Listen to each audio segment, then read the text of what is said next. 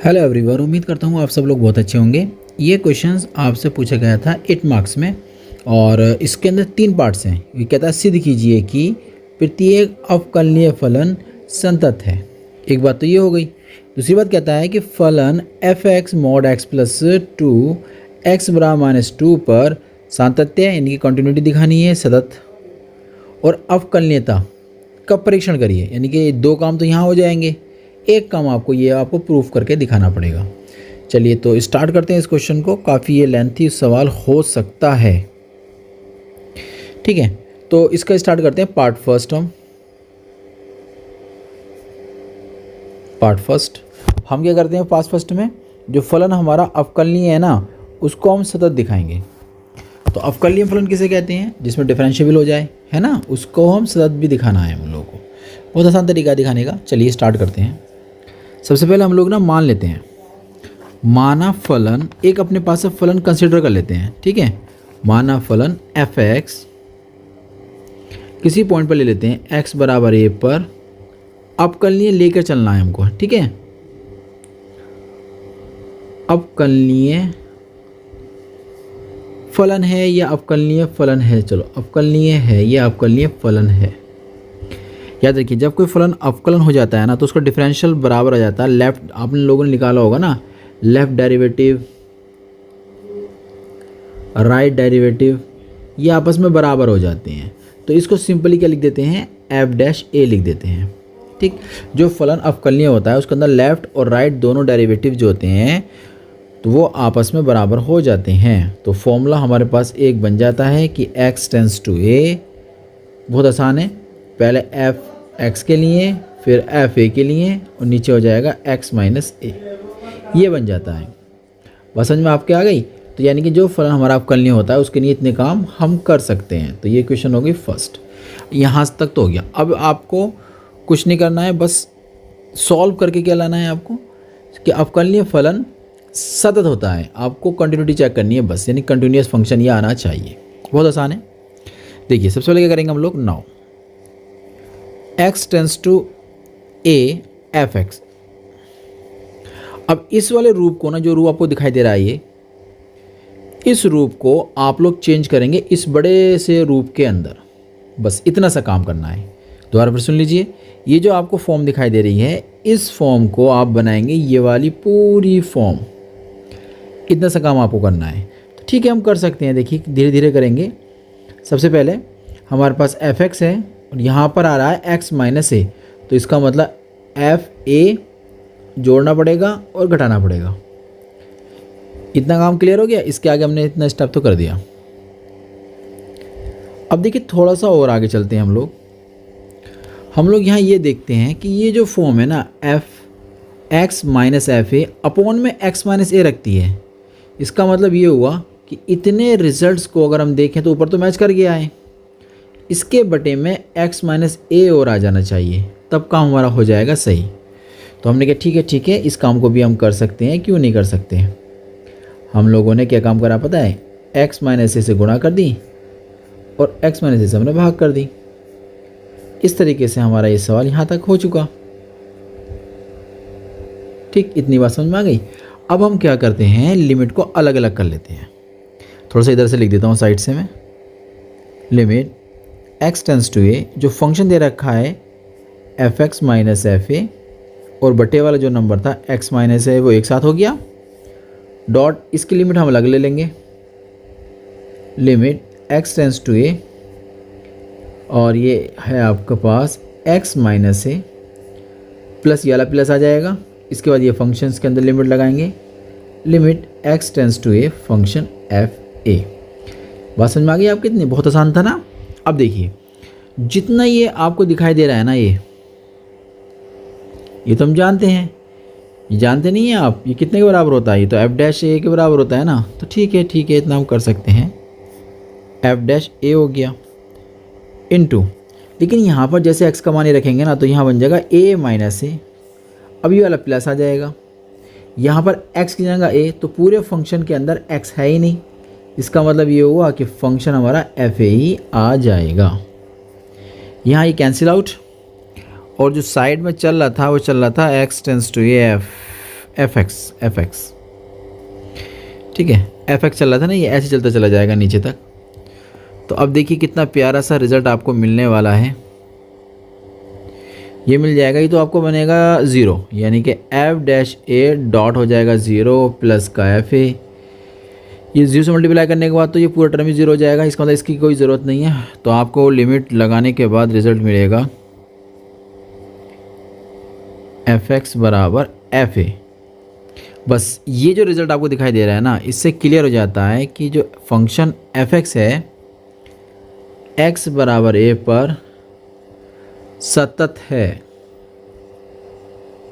बस लास्ट में लिख देंगे जो स्टेटमेंट दे रखा था, अतः लाइन दे रखा था अतः करके यहाँ से लेके कट कर देंगे यहाँ तक, अतः प्रत्येक अवकलनीय फलन संतत होता है। बस इतनी सी बात लास्ट में लिख देंगे, अतः प्रत्येक अवकलनीय फलन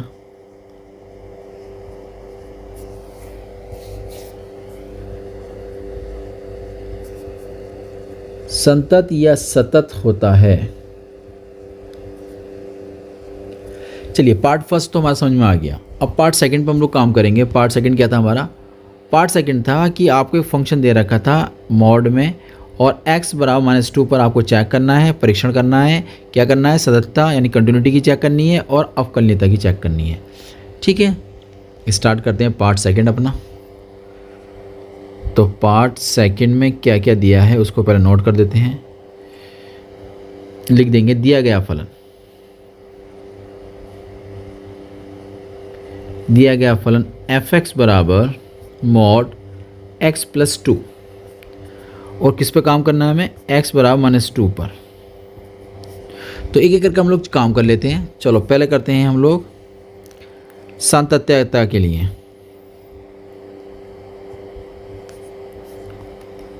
या सततता भी कह सकते हैं आप, या संततता भी कह सकते हैं आप। ठीक है, कुछ भी आप बोल सकते हैं। ये पहली हेडिंग आपकी बन जाएगी। अब इसके बाद जो है क्वेश्चन स्टार्ट होता है। हमें निकालनी होती है वैल्यू ऑफ द फंक्शन, यानी कि x का मान सीधा फंक्शन के अंदर पुट कर देंगे।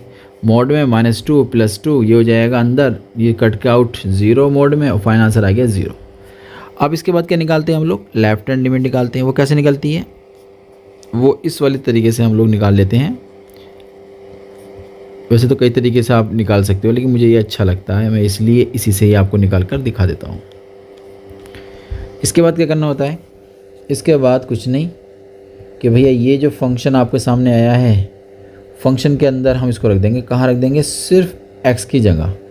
तो मोड आ जाएगा -2 -h, और ये +2 हमारे पास अलग था, +2। ठीक, इतनी बात समझ में आ गई आपके? ये दोनों कैंसिल आउट, रिजल्ट कितना बचेगा? रिजल्ट आ जाएगा limit h tends to 0, mod के अंदर आ जाएगा -h। अब मोड्स तो आप सब जानते हैं, प्लस बाहर निकल कर आ जाएगा, बचेगा h। अब इस पर लिमिट लगा देंगे। जैसे लिमिट लगाएं तो बन जाएगा 0। लेफ्ट हैंड निकाल लिया। अब निकालते हैं right hand limit. Right hand limit में हम लोगों को ऐड करना पड़ता है +0, और फॉर्मूला क्या बनता है? लिमिट बनती है h टेंड्स टू 0 होता है फंक्शन -2 प्लस का। अब जहाँ आपने ये वाला लिखा है ना टर्म, वहाँ पर कितना कर देंगे आप लोग? अब चलो यहीं पर लिख देते हैं इसको, लिमिट x टेंड्स टू 0, ये बन जाएगा मोड के अंदर -2 + h और प्लस का 2, ये दोनों कैंसिल आउट। तो रिज़ल्ट आपके सामने आ जाएगा लिमिट, यहाँ से तो प्लस का h ही बनेगा, मोड से भी प्लस निकल कर आएगा, इसलिए हम लोग डायरेक्ट h लिख देते हैं, और रिज़ल्ट आ जाएगा आपका 0। आपने देखा कि हमने वैल्यू ऑफ द फंक्शन निकाली -2 पर, हमने लेफ्ट हैंड लिमिट निकाला -0 पर, और हमने राइट हैंड निकाला -2 + 0 पर। तीनों रिजल्ट निकाले हम लोगों ने, और तीनों बराबर आ गए किसके? 0 के। अगर ऐसा हो जाता है, मतलब तीनों रिजल्ट आपके कैसे हो जाते हैं? बराबर अगर हो जाते हैं, तब आप बोलेंगे दिया गया फलन f(x) x बराबर -2 पर संतत या सतत है। ठीक है, एक तो हमने चेक कर लिया भाई। अब क्वेश्चन का तीसरा पार्ट था ना भाई, वो था अवकलनीयता का परीक्षण करना। यानी कि अब हम काम करना करेंगे अवकलनीयता के ऊपर। ठीक है, देखिए काफ़ी लेंथी क्वेश्चन हो चुका है आपका। अवकलनीयता